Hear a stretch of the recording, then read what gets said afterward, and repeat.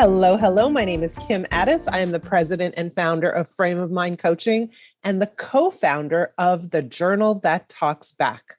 For those of you who have never heard of the Journal That Talks Back, it's a new service that we're providing that allows young professionals to get coached at an affordable and accessible way. So we invite you to take a look when you have a moment.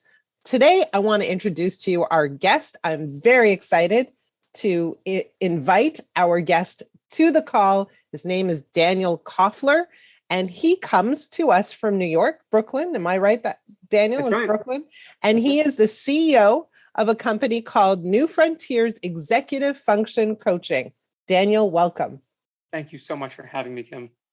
So tell us about your business. Tell us about you. What do you do? How long have you been doing it for? And share. I'm always excited to talk to other people who run coaching companies.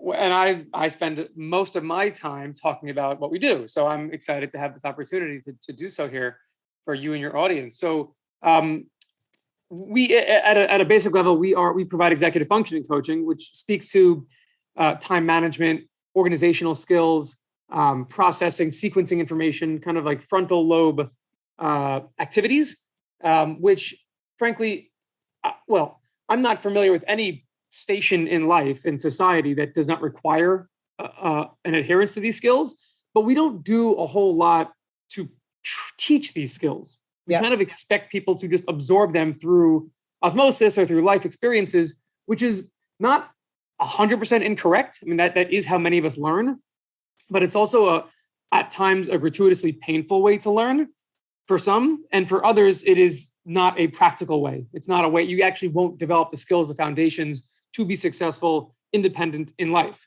So the genesis of this is my family's in the school business. We build and operate private schools. Okay. And we over the years, we've operated general ed schools, special ed schools, K-12s, early childhoods, kind of across the range of programming. We had a special education program, K-12, where the expectation and the hope was that children would graduate from that program at 12th grade and they go to college. And what was happening was a lot of the students and their parents in particular were concerned that they were not fully prepared for that transition to college based on kind of where they were skill-wise. Not necessarily academically, more socially, but perhaps academically as well. And so we decided to take that feedback and design an individualized program to support these individuals as they transition to and through college, to ensure that they have a successful experience and a meaningful one. What from there happened was we started getting calls from those same families who were working with us about their other sons and daughters who are perhaps kind of classified as neurotypical rather than having a diagnosis of something that might impact their ability to kind of move forward. So we started working with a neurotypical population. And then the same concept applied to age ranges. We started getting folks coming to us, not just approaching college, but in their mid 40s or in their early teens, with similar circumstances. The work can be applied to any willing individual, any willing population. That's really kind of the criteria. Are you willing to accept the help? It's really hard to ask for help. It's really hard to accept the help. It's not for everybody. And so we're very sensitive about that. So today we see folks across the globe. We have approaching 300 active clients. We have a stable of coaches with a whole range of backgrounds and capabilities and styles. And thank goodness we're busy. And again, interestingly, for us, the purpose of our work, essentially, if we're to demonstrate our success, people are no longer working with us, right? Like we're moving them out of our envelope because they've developed the skills to do these things independently and to use those skills to problem solve through the next issue that comes their way. So we love the work. We're super proud of it. As I hope you can tell from I can hear the enthusiasm and the passion for sure. So before we jump into you, who would a typical client be? They would be someone who comes to you saying, I am struggling with. It's hard to say what typical is in this example, right? I think that most people view us as a place you'd go to if you have like a mild or significant kind of ADHD diagnosis. So you have, the ability to do whatever you want to do, but you struggle to kind of put it in sequential order and to kind of stay focused and accountable. Accountability is a big part of what we offer. So it's certainly like establishing, defining and establishing goals and then working backwards to take the steps necessary to accomplish those, but holding one accountable. A lot of folks stumble at that step, and that's a big part of what we add. So again, we have folks who call us who are, they're in their 50s, a family, a business, and they're like, listen, what we've gotten this far and we've been successful. We've always been able to strategize through situations. We're at a point that we no longer are able to. We don't have the tools. Is an example. Another example could be a kid who's, Ivy bound, a super high achieving individual who just their parents did everything for them, or someone did everything for them. They never learned how to kind of like organize themselves independent of somebody else supporting them. And then, of course, we have folks who have, more significant needs who are going to require supports in perpetuity. The beautiful thing of our work is that because it's so individualized, we have coaches who can work with those three types of clients in the same week, amongst others, because they're focused on that particular person's circumstances for that period of time. Got it. Okay. Super interesting. Very fascinating. I know lots and lots of people who could use your help. So, but you're here on the Frame of Mind Coaching Podcast. Tell us, what is your greatest challenge today and how can I help you? Well, so let me preface it by saying anybody in the coaching industry worth their salt should recognize and appreciate the value of being coached and receiving coaching. I don't have all the answers. I run an organization. I have people who depend on me to kind of think these things through and to make decisions.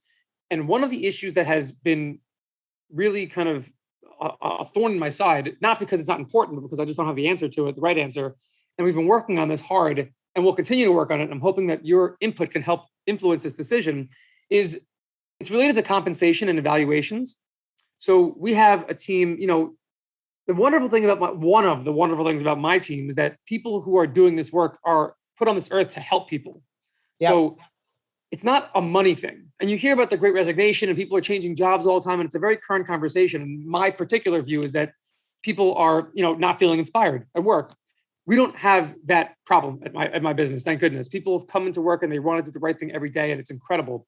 However, as a result, there's not a lot of people advocating for what they deserve for their work. And I think it's really important in my role to make sure that they are compensated properly, but done based in an evaluative process that kind of rewards the right incentives.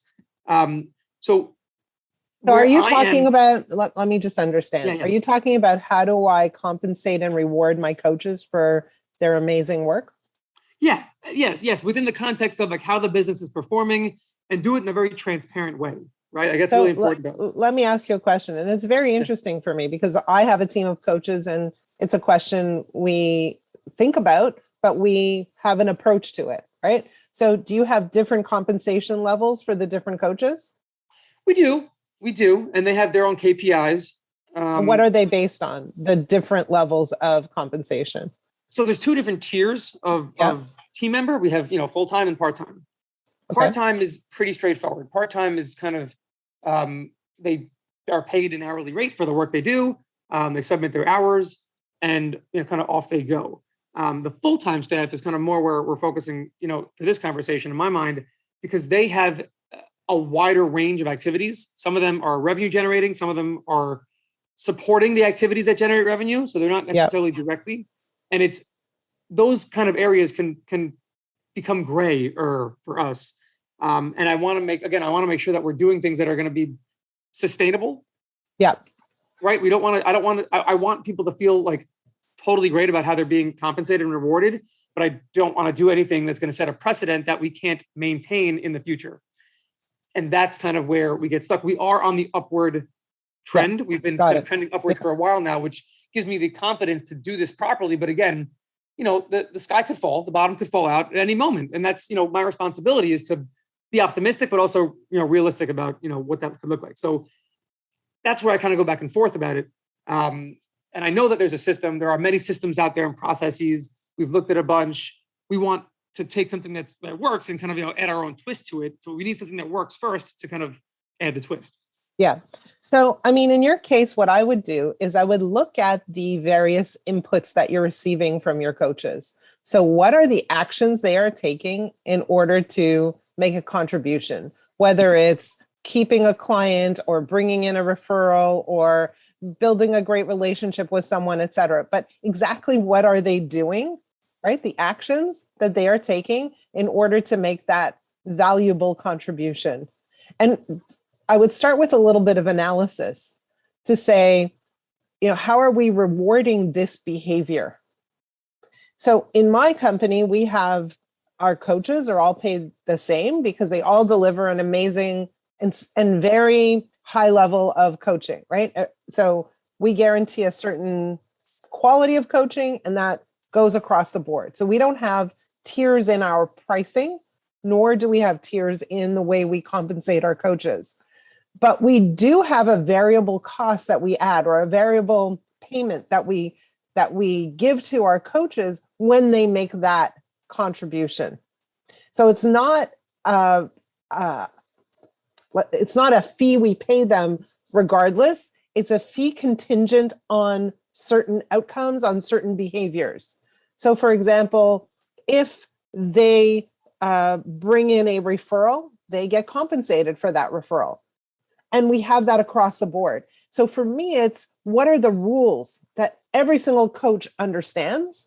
And there's no gray area, right? So in your case, it's really examining the behaviors that lead to that increased contribution or that increased value. And you say, when you do this, you get X. When you do that, you get Y. When the client comes back and says this and provides an introduction, let's say, to the whole company or to a whole organization, this is how you are rewarded for that. Right? So it's very black and white. So there are no gray areas. And what I find is the moment that there are gray areas, that's when people become unclear, trust goes down, etc. So it makes a ton of sense. And I totally appreciate it. I think where we've struggled is assigning a quantitative value to qualitative activities, or things that don't necessarily generate revenue, the things that are kind of indirectly critical and part of the process, but not necessarily quantifiable. And I guess as we're talking this through, those are the things that your kind of base salary is intended to cover.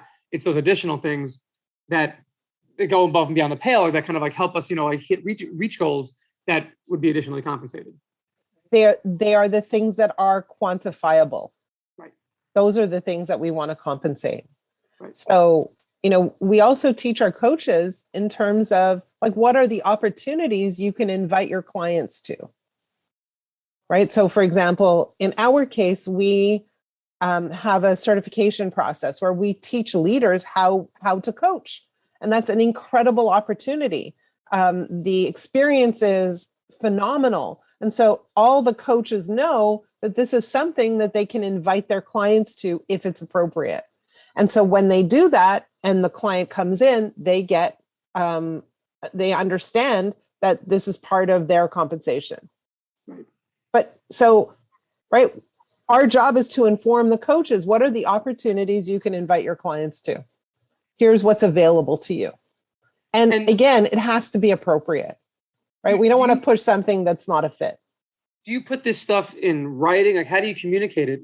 Yes. We have what we call a coach's handbook, and everything is in the coach's handbook, right. Including things like how we pay, when we pay, what were we paying them for, how we handle a client who may, let's say they start coaching and 5 weeks in, some horrible disaster happens and they have to bow out, right? So whatever it is, we are addressing everything in that handbook.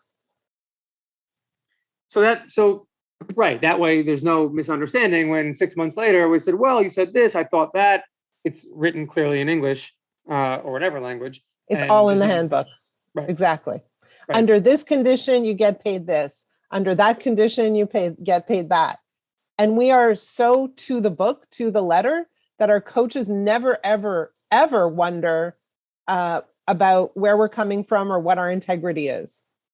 And that's such an important thing, because I think one of the things that we've had incidences in the past, but before we had like better systems, we have much better systems now today, but still they need tweaking and kind of management, is having what I thought was like a noble intention, but it gets misconstrued. And then, these good intentions go out it's out the window, and there's like this lack of trust and I Give take me an exception to- example of what you're talking about. So, so for example, we said X, we're gonna, you're gonna be compensated for this activity, and then, but we didn't, I guess, very clearly and simply kind of communicate what that activity was, and there was a different interpretation of what their effort was or what the outcome was, and then it became like, all right, well, you had an opportunity to earn something extra, to kind of or be in a line for promotion, whatever it was, and it turns into like, well, no, you didn't actually do what we had intended to be the thing. So I guess intention, is there's really no room for that. It has to be black and white. Has to be black and white. Right. And obviously, what happens? You write a handbook and then things come up and you're like, oh man, we didn't think about that situation or that scenario. And so what you do is you work through it in the moment and then you add it to the handbook. And we always, always unfailingly err on the side of generosity with our coaches. Yep. Even when things are like, of course, we're going to bump into gray areas because we haven't experienced every single scenario under the sun. And when we do, we always, without fail, err on the side of getting behind our coaches because they're far too valuable to our business to jeopardize that relationship. It just doesn't make any sense. Right. I think that's exactly right. Yeah. 100%. So that's what we do. That's what we do. Yep. And then we learn and then we make adjustments if required. Makes perfect sense. So, and we have a handbook, but it's more, it's more like a procedure, like an operating procedure thing, for like HR purposes and this kind of thing. And I'm not 100% sure everyone reads it. I would imagine we have a higher than average penetration because we have a lot of A students amongst our team who they do read the fine print, which is important. And their feedback's always welcome, of course. And they are flexible. The truth of the matter is we haven't had like I mentioned we've had like issues in the past, and our team is, just the individuals who are on it and the way that we compose it is much, much more thoughtful now. So that's better, but still I'm sensitive about even the perception of taking advantage of somebody who may not ask the right question or be in a position to kind of, understand what's happening. So that's kind of where this all comes from. I encourage you to, when you're bringing on a new coach, like in our case, every single one of our coaches started off as clients first. So they kind of know how things operate. But when you're bringing on a new coach to work for you, make sure they're signing off on the handbook, literally signing it and saying, I need you to read this. Please make sure you sign the form that says you've read it. It's very important that you read this, that you know all the conditions attached. Did you just say, by the way, that every one of your coaches was a former client? Yes. That's very cool, by the way. So every single coach was a client. They said, holy moly, that was amazing. How do I learn how to coach? And that's why we developed our certification program. And mostly our certification program is designed for leaders who want to go back and do a better job with their team, who want to coach their team, who understand that there's a very distinct relationship between coaching and results, coaching and productivity, coaching and bottom line, all of that, right? So we teach our coaching approach to leaders. But many of those people who have gone through the program, some of them have shown incredible promise. And so we tap them on the shoulder and say, hey, would you be interested in being a coach for us? And then they go through a much, much more rigorous process in terms of getting certified. They have a 3-hour exam at the end of this whole thing. It's serious. Wow. Yeah. So, well, that's very impressive. It's funny. All of our coaches, we don't bring anybody on and let them kind of, let them run with our name without having them being supervised. And if they're going to move up in the organization, they have to either have done or generally still do direct service. We don't let anybody just strictly administer. Everyone has to have a hand in kind of, in the actual work.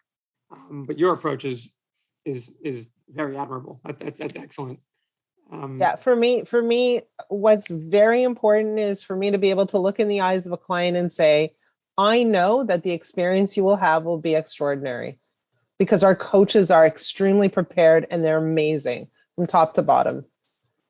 Right. We and share so that. You have to be able to say that. Well, it's the kind of thing where like you can't really demonstrate the success until people kind of take the dive and give it a shot. So you really have to have conviction and be able to stand behind it. So Well, totally, and you also have to have track record. And it sounds like you have a pretty good track record too. we do now, but it took us a while to get there. Before you have a For track sure. record, you need people to be real pioneers and frankly trust your face, which I wouldn't fault anybody for not doing. Not that I don't have a trusting face, but just it's people, the world is slippery out there. People pull a lot of stunts, and we meet a lot of folks who are in the coaching space or in the broader kind of sandbox we play in who, can say the right thing, but for the person who's seeking the support on the outside, it's very hard to navigate based on a website or even a conversation. Is this person really going to be able to demonstrate it? And time and money are real assets that you don't have a lot to waste of. So Yeah. we're very sensitive to that. Yeah. So go ahead. No, I just want to make sure before I lose thought, I was going to summarize kind of the learning so far. Please. So black and white, quantifiable, sign the handbook. Those are kind of the three things that overarchingly the themes that I think will play back to specific circumstances that I have to get into, as I go back to my own cave. Yes. And err on the side of generosity. Yes. Right. Of course. Yeah.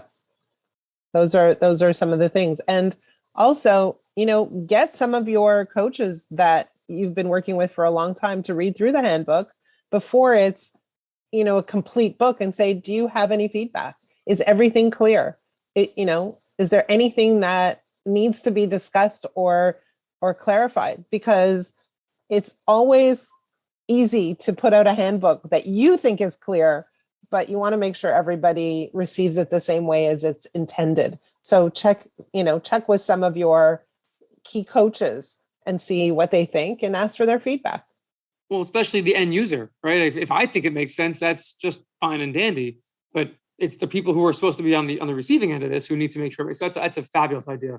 Yeah. And something I think they'd be willing to do as well. I think that they would really, I think that interestingly, a task in the creation of a handbook as an example, which is I find to be less than the most satisfying part of my work, but it's a really important part of the work. It's interesting. I think people who are not involved in that or are not kind of required to be part of that process would feel a lot of sense of ownership over being invited to participate, which I think is just a hallmark of my team. So that's a great idea. Well, I hope that was helpful. Super helpful. A lot of it, I will be honest with you, a lot of it is it's not revolutionary concepts, but it's hearing it from somebody who's done this properly and reaffirming it is very helpful for me to kind of not get stuck on 8 different paths and try so many things and never get there because they're always trying. This kind of helps steer the conversation in the right direction, which is what I needed. So I really do appreciate it. It's excellent. I'll throw one more thing in, and it's the word consistency. So execute your handbook with consistency. Like, don't change the rules one day and then the next day, and don't change the rules for one person and make exceptions for the next. Like, here's a handbook, be consistent. That's it. Totally. Yeah. Well, it was so good to meet you. I'm excited about what you're doing. I think it's very interesting. As I said before, I know at least a couple of people who might benefit from your service. And I do wish you the best of luck. For those of you who are listening, if you have a team that you're trying to put together and orchestrate, think about what kind of handbook are you giving them? What's in the handbook? And is it clear? Do they have clarity about how you operate and how you treat them and what to expect when things go a little south or different than what's a normal course of procedure? Hope that was helpful. Again, for those of you who are listening, please please share, please do all the things you do when you're listening to a podcast. And if you have a challenge that you want to share on the podcast, please reach out to me. My email address is kim@frameofmindcoaching.com. If you have a challenge that you want to share, but not so much on the podcast, please reach out to me as well. Again, it's kim@frameofmindcoaching.com. And if you're kind of curious about the journal that talks back, please check it out. It's www.thejournalthattalksback.com. If you know a young professional or a young adult in your life who can use some coaching, that will be an interesting service for you to check out. In the meantime, we will see you next week. Have a great week.